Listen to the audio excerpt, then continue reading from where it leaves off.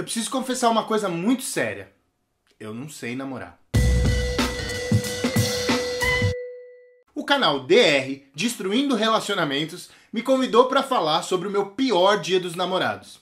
E isso me levou a lembrar de como eu sou um fracasso para relacionamento de maneira geral. A verdade é que, desde minhas paixonites adolescentes, o meu coração nunca foi muito esperto para essa coisa de namorar. A primeira coisa é que eu me apaixonava por pessoas que não tinham a menor possibilidade de virar um namoro. Isso fez com que durante toda a minha adolescência eu vivesse só namoros platônicos. Então eu namorava, mas a pessoa não sabia que estava namorando comigo.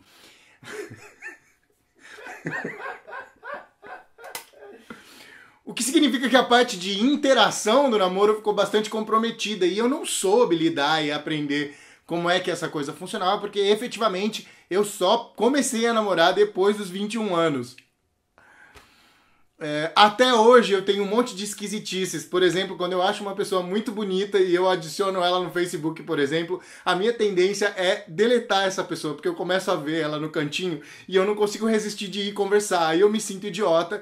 Aí eu penso, antes que eu me sinta um idiota por ficar falando com essa pessoa o tempo todo e não saber o que falar, eu vou deletar ela. Aí depois eu tenho vontade de falar com ela de novo, só que aí eu deletei, então eu não tenho mais coragem de falar com ela de novo. Sim, eu sou bem esquisito. E para piorar um pouco a minha situação, na época em que eu comecei a procurar por isso, a literatura não estava abundante de exemplos de relacionamentos gays que pudessem me servir como talvez uma pista de por onde eu pudesse caminhar. Foi com essa pequena bagagem que, mais ou menos nos idos de 2001, eu conheci o Desenhista.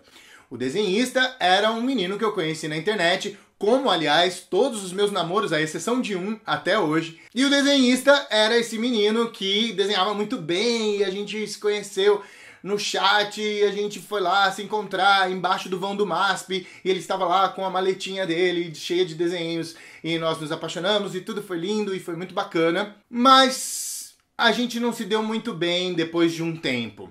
Meus amigos não estavam muito bem com ele, eu não sabia direito como que era que eu tinha que fazer para namorar, ele morava muito longe, enfim, devido a toda a minha inexperiência e toda essa confusão, eu decidi que eu precisava namorar. O detalhe é que era dia 12 de junho, o próximo dia que a gente ia se encontrar. Aí eu tava lá naquele dilema, né? Eu vou terminar com o menino no dia dos namorados, mas se eu não terminar, não vai ser pior ainda eu terminar no dia seguinte? Eu falei, não, pelo menos eu vou comprar um presente, né? E aí eu fui e comprei um VHS do Star Wars Episódio 1, que ele era muito, muito, muito fã. Comprei o VHS, comprei um saquinho super bonitinho, embrulhei, coloquei fitinha, me preparei, nós nos encontramos e então eu olhei pra ele e disse, cara, a gente precisa terminar o nosso namoro.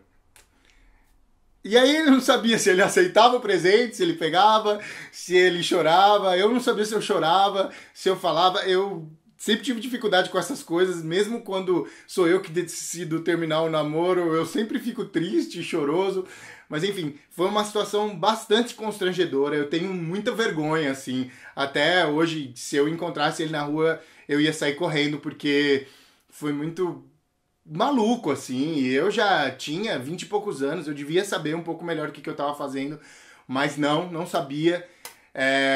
Minhas experiências literárias não me ajudaram muito e eu acabei fazendo essa palhaçada ridícula de entregar o presente pro menino e dizer que eu estava terminando o namoro com ele. Mas se tem uma pessoa que realmente deve ter ficado muito triste com essa história, é ele. Porque além do fato de ter sido eu que decidi que ia terminar, ainda por cima eu entreguei pra ele um dos filmes que ele mais gostava e muito provavelmente deve ter ficado marcado negativamente, o que é uma outra coisa horrorosa de fim de namoro, que é quando você fica com uma música, um filme ou alguma situação marcada de forma negativa porque você lembra daquela pessoa que terminou com você ou com quem você terminou. E essa foi a história do meu pior dia dos namorados. Já aconteceu alguma coisa semelhante com você no dia dos namorados?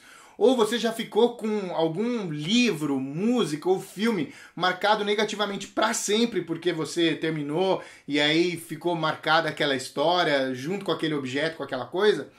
Conta um pouco pra gente como é que foi pra você. Se você está namorando, feliz Dia dos Namorados. Se você não está namorando, feliz Dia dos Namorados sozinho. Aqui no Cabine Literária tem literatura com personalidade todo dia. Então inscreve no canal para você acompanhar. Discute aqui embaixo essas coisas que a gente provocou nesse vídeo aqui. E sexta-feira que vem tem mais vídeo meu Tchau! Eu vou responder alguns dos comentários do meu vídeo anterior. Fiz uma faculdade bosta e ninguém me avisou. Começando pelo da Evelyn. Evelyn, eu entendo perfeitamente que você se sinta abandonada aí pelas pessoas que não te levam a sério. Ser professor é ser um profissional da contradição. A gente vai estar lidando com a esperança de transformar o mundo, ao mesmo tempo que a gente tem que lidar com o fato de saber que a gente não transforma muito as pessoas. A gente vive com a empolgação de ter conhecimento, ao mesmo tempo que a gente reconhece a nossa pequenez. Então, é difícil. Então, se você não estiver preparada para lidar com essa contradição, talvez seja legal você pensar em um outro tipo de curso. Ser educador exige que a gente viva essa contradição o tempo todo. Juliana, ao se tornar uma psicóloga, esse questionamento que você tem é o que vai te tornar uma boa profissional. Ter a noção e o medo de entrar em contato com o outro significa ter cuidado com ele, abraçá-lo e entendê-lo na sua pequenez e nas suas coisas mais minuciosas com carinho. Então, eu confio que essa tua desconfiança de si mesma possa ser talvez uma indicação de que você vai ser uma excelente profissional. Então, dá uma chance para o curso, tenta entender um pouco melhor e dá uma arriscada também em descobrir outras áreas da psicologia que não a clínica, como, por exemplo, a psicologia escolar, a psicologia industrial. Ana, fazer uma faculdade particular não significa necessariamente fazer uma faculdade ruim, mas é necessário que você preste atenção em que faculdade é essa que você está fazendo e qual é o teu objetivo. A mais das vezes, as faculdades particulares formam você para o mercado de trabalho e, às vezes, em algumas profissões, isso é uma vantagem maior do que, por exemplo, se você fizesse um curso numa pública e se formasse para se tornar educador e, de repente, essa não é a tua pegada. Então, o que é importante é você manter o teu olhar atento para onde é que esse curso está me direcionando e onde é que efetivamente eu quero ir. Então, não significa necessariamente ruim, mas significa manter o olho aberto. I've got another confession to make. I'm a fool.